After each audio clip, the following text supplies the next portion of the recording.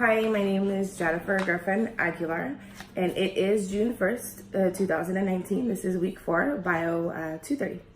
So we are going to discuss types of bones. The 4 types of bones I've chosen are flat bone, irregular bone, short bone, and long bone. We will start with the flat bones. The flat bones, the function is either extensive protection or the provision of a broad surface for muscular attachment. One of the examples I wanted to use was the skull. So the skull has a few parts to it, but we'll just discuss about 3. So the frontal, temporal, so it's on both sides, and then the occipital, which is at the base here. So just to explain a little bit, the occipital is, like I said, at the base here. It does have the spinal cord running through it, passes through it, which is pretty cool. And then also frontal right here. The frontal, it includes parts of the eye socket here. Temporal would be on the side here. Temporal includes parts of the ear canal. The second flat bone I wanted to speak about is the scapula or shoulder blade here.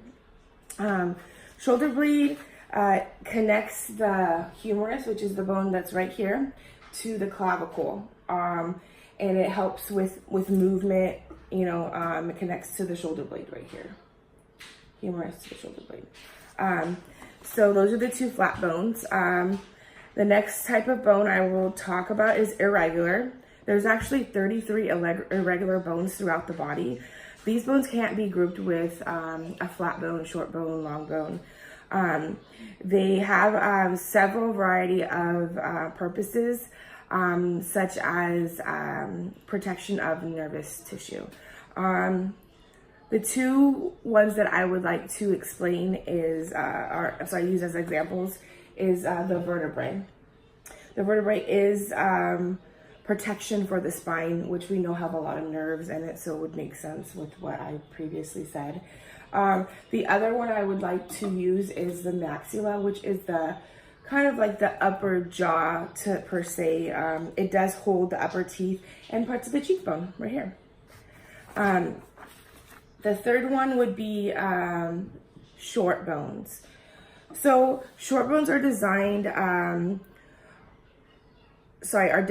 bones that are as wide as they are long. Their primary function is to provide support and stability with little to no movement.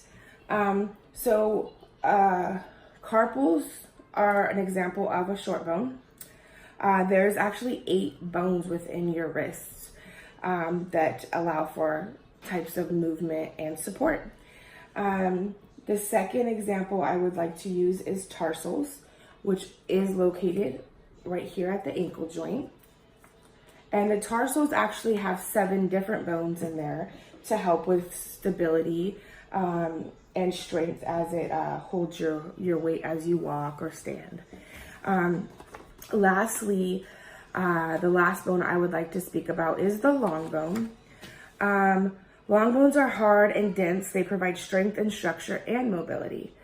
An example of a long bone is our femur, which is located in our thigh right here. The femur has a shaft and 2 ends here. And this specific long bone actually helps form the hip joint here. The second one I would like to speak about or make example of is the humerus, which is located right here.